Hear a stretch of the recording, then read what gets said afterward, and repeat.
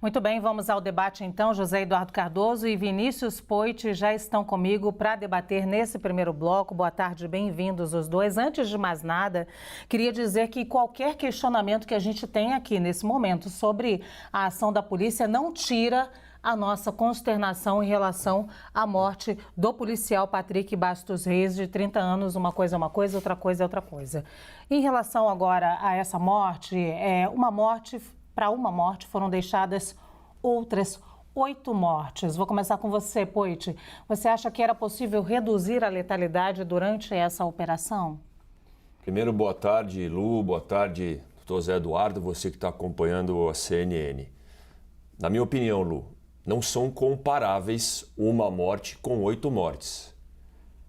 Esse soldado da rota, gente, estava fazendo o seu trabalho, defendendo a população, passando por aquele túnel do Guarujá, não estava, inclusive no enfrentamento, não estava acontecendo nada, ele estava passando pelo túnel da entrada do Guarujá, para quem conhece, vai pegar, não vou pela entrada principal, vou por aquela do túnel de Vicente de Carvalho, tem muita gente que nem pega mais ali de tanto perigo que tem. Ele tomou um tiro do nada, o cara que estava lá em cima, esse atirador que não tem coisa de sniper, coisa nenhuma, parar de valorizar esse atiradorzinho do crime aí. Deu um tiro de pistola 9mm do nada, de atrevido, para mostrar enfrentamento. Inclusive esse cara se entregou porque se não se entrega para ser preso, o PCC mesmo, o crime mata ele. É assim que funciona.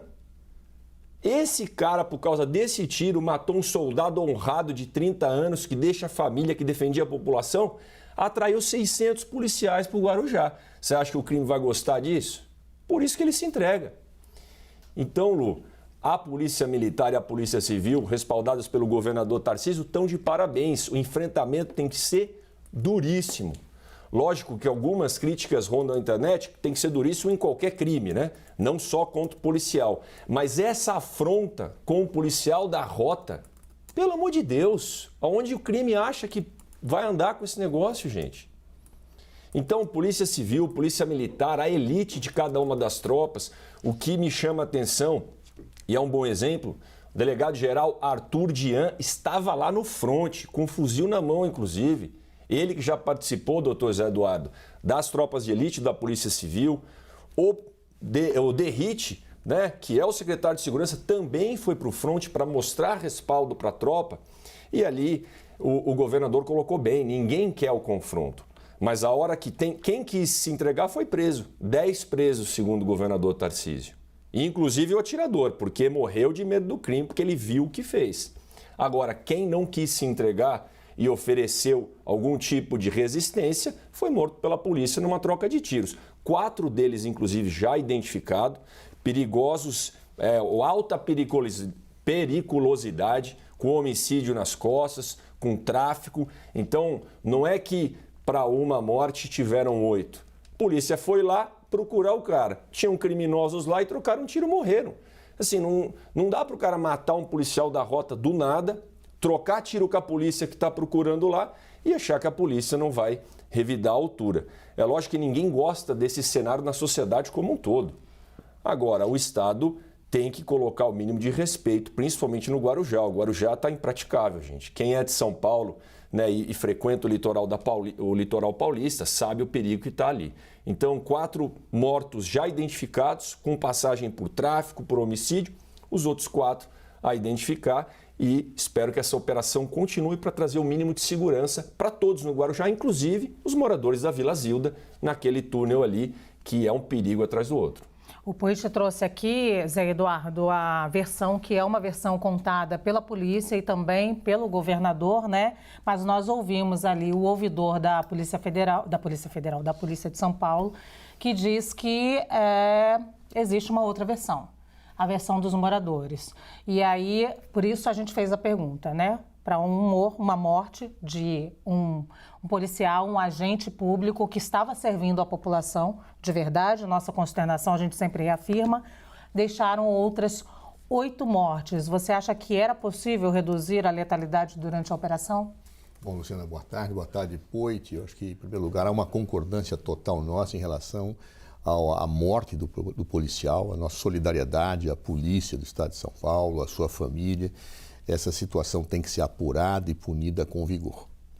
Agora, isso não se confunde com algumas situações que nós precisamos ter claro quando analisamos fatos dessa natureza. Qualquer corporação, quando é atingida em algum dos seus membros, ela reage e às vezes ela vai além daquilo que é devido.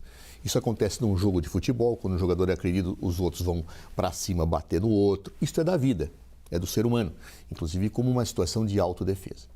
A diferença é que a polícia, ela é paga pelo Estado para cumprir leis e ela não pode ter métodos de organização criminosa jamais. Se eu atinjo um membro da máfia, a máfia vai e mata toda a família do outro. Se eu atinjo um membro do crime organizado, ele vai lá e revida. A polícia não é organização criminosa. Ela é um braço do Estado e do Estado de Direito. A coisa mais difícil que existe quando a corporação policial é atingida por uma morte horrorosa como essa é fazer com que a sua tropa cumpra a lei, porque os policiais são seres humanos. E muitas vezes eles se tomam do espírito de revanche, o que é muito delicado. Quem já passou em situações de comandar corporações policiais sabe que é necessário muito pulso, fiscalização para que a lei seja cumprida. Ou seja, eu não posso ter na polícia a política do olho por olho, dente por dente. Mataram um, nós vamos matar 8 deles. Isso não pode acontecer. Isso acaba me preocupando imensamente quando eu vi o contraponto das duas falas que foi apresentada na reportagem. O governador Tarcísio, sem uma apuração maior, sem uma apreciação da corredoria, já disse que está tudo certo, tem hora que não há violência. Ao tempo que a ouvidoria, que é um órgão independente e autônomo da polícia, retrata situações de violência atingindo pessoas que não têm nada a ver com o episódio, policiais mascarados, abordagens abusivas, etc. Eu acho que se tem que tomar muito cuidado nessas horas, especialmente a quem dirige o aparato policial. Não se pode simplesmente baixar o freio e autorizar porque as coisas saem do controle. Nós já tivemos várias situações desta no Brasil. Algumas delas, por exemplo, no estado de São Paulo, quando o caso do Carandiru, por exemplo. Claro, que ensejou uma chacina em que nós ficamos, lamentavelmente, reconhecidos no mundo inteiro. Então, a autoridade tem que ter muita cautela nessa hora. Se, por um lado, ela tem que ser solidária com o seu corpo policial, de outro lado, ela tem que acompanhar, ter mão firme e não baixar o breque de mão, porque senão o que acaba acontecendo é que a polícia do Estado começa a agir como se organização criminosa fosse, e isso não pode acontecer. Esse fato tem que ser apurado muito rigorosamente. Se a Polícia do Estado de São Paulo ultrapassou os limites, como a ouvidoria coloca, aqueles que assim o fizeram têm que ser responsabilizados. O que não tem nada a ver com um desejo legítimo de solidariedade, de apuração em relação à morte do policial. São coisas completamente diferentes. Aliás, o governo Tarcísio passa por um primeiro teste de fogo neste momento sobre a segurança pública. Se eventualmente o governador endossar situações desse tipo e ficar caracterizado o abuso e ele permanecer numa situação de inércia, nós teremos uma situação delicadíssima em relação ao seu próprio papel nesta área. Ou seja, governo bom é governo que cumpre a lei e satisfaz direitos. E quando efetivamente o governo cuida da segurança pública, isso tem que ter atenção máxima de quem dirige, justamente para que a polícia não atue com métodos de organização criminosa. Ou seja, quem dirige o carro deve ter pulso firme para defender a sua tropa, mas não permitir também que ela se exceda.